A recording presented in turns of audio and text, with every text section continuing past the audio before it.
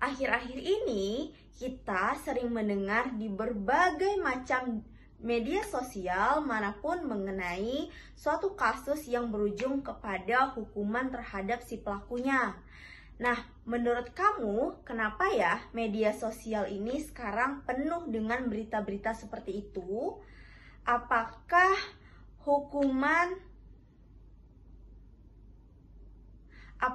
ada hubungannya dengan suatu peraturan yang ada di negara ini? Yuk kita cari tahu lebih lanjut mengenai norma yang ada di dalam masyarakat. Baru kenalan video ya. Hai, Assalamualaikum warahmatullahi wabarakatuh. Ketemu lagi dengan saya, Widya Kusumawardani. Nah, pada video kali ini kita akan berbicara mengenai norma-norma yang ada dalam masyarakat.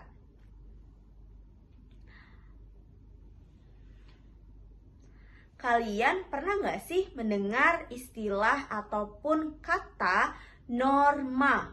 Nah, coba menurut kalian apa itu norma ya? Next.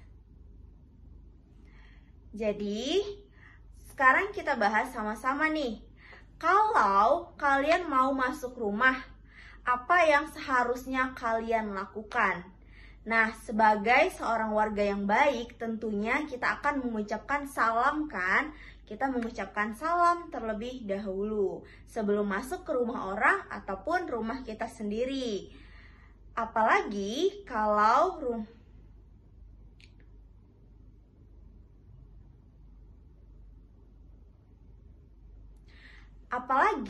kalau itu bukan rumah kita. Seharusnya kita mengucapkan salam dulu sampai si pemilik rumah mempersilahkan kita untuk masuk. Nah, mengucapkan salam sebelum masuk rumah itu merupakan salah satu jenis norma juga loh. Nah, norma merupakan suatu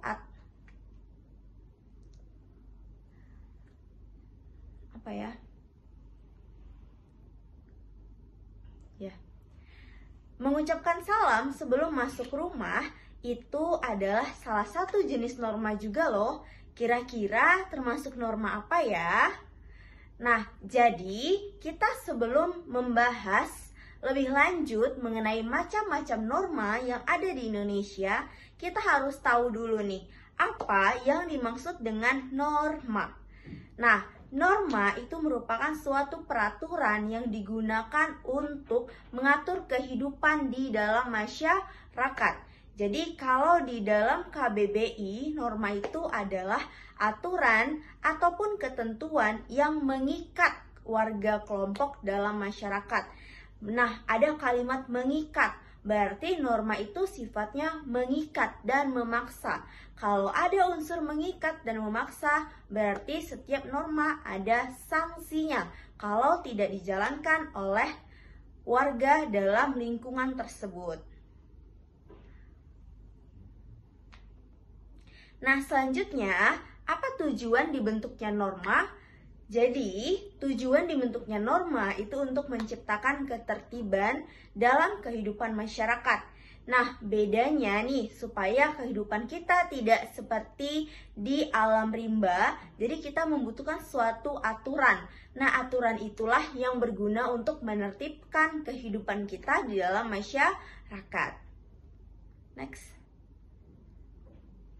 Nah, selanjutnya kita akan masuk dan membahas mengenai macam-macam norma. Jadi, kalau kita berbicara mengenai norma, norma itu ada 4 macam. Yang pertama ada norma agama, norma kesusilaan, norma kesopanan, dan norma hukum. Nah, keempat norma ini memiliki sanksinya masing-masing dan sumbernya masing-masing. Kita bahas yang pertama dari norma agama. Nah, norma agama itu bersumber langsung dari Tuhan Yang Maha Esa. Kalian bisa melihat suatu peraturan-peraturan yang telah dibuat oleh Tuhan Yang Maha Esa di dalam suatu kitab kita.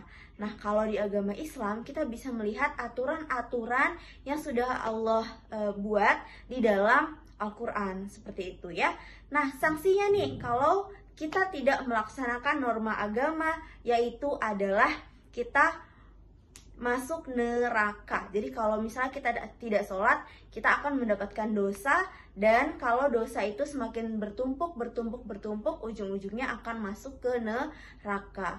Kalau kita berbicara mengenai sanksi, ya ingat ya, sanksi itu tidak harus bernilai negatif, tapi juga ada sanksi yang bernilai positif. Nah, di dalam norma agama, sanksi yang bernilai positif itu kita akan mendapatkan pahala. Jadi kalau misalnya kita berbuat kebaikan, kita berpuasa, kita sholat, kita akan mendapatkan pahala. Pahala itu adalah bentuk dari sanksi positif yang ada di dalam norma agama. Yang kedua itu adalah norma kesusilaan. Nah, norma kesusilaan ini sumbernya berasal dari hati nurani masyarakat. Nah, norma kesusilaan sumbernya dari hati nurani kita pribadi. Jadi, kalau misalnya nih kita sudah melakukan suatu kebaikan, di dalam hati kita akan menimbulkan perasaan senang. Nah, perasaan senang itu merupakan sanksi positif yang timbul dari kegiatan kesusilaan yang sudah kita lakukan. Ya, jadi dari kebaikan-kebaikan yang sudah kita lakukan. Selanjutnya nih, kebalikannya, kalau kita habis berbuat jahat, contohnya kita berbohong ya. Nah, ada perasaan yang tidak enak. Jadi ada perasaan yang gelisah. Nah, perasaan gelisah itulah muncul dari hati pribadi kita sendiri. Ya, jadi bentuk perasaan gelisah itu adalah salah satu jenis sanksi dari norma kesusilaan yang kita rasakan. Jadi kalau sanksi dari norma kesusilaan, sanksi positifnya berupa rasa senang atau rasa bahagia, dan sanksi negatifnya berupa perasaan gelisah dan perasaan sedih. Selanjutnya kita berbicara mengenai norma kesopanan. Nah, norma kesopanan ini sumbernya dari lingkungan masyarakat. Ya, jadi norma kesopanan di setiap tempat itu berbeda. Ya, jadi misalnya di lokasi A dengan di lokasi B itu nilai kesopanannya itu pasti berbeda. Itu berdasarkan kepada nilai-nilai adat yang dijunjung oleh kelompok masyarakat setempat seperti itu. Jadi kalau misalnya kita melakukan hal yang tidak sopan, sanksinya itu kita akan mendapatkan teguran.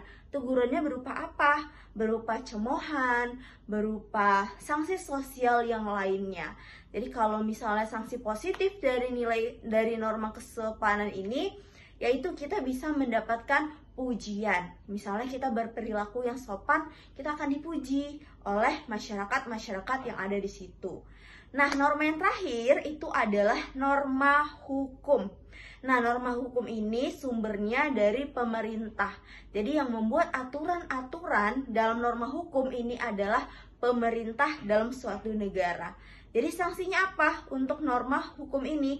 Kalau kita melakukan pelanggaran, kita bisa mendapatkan denda, penjara, ataupun yang lainnya seperti itu ya. Nah, jadi berita-berita yang sering kita dengarkan ataupun yang kita baca di media sosial saat ini itu adalah bentuk-bentuk dari pelanggaran-pelanggaran norma yang ada, sehingga sang pelaku itu mendapatkan sanksinya dari tiap-tiap pelanggar norma yang mereka lakukan seperti itu ya. Jadi ada hubungannya antara kasus-kasus yang ada dengan norma yang ada di dalam masyarakat kita. Jadi kalau kita melakukan kesalahan,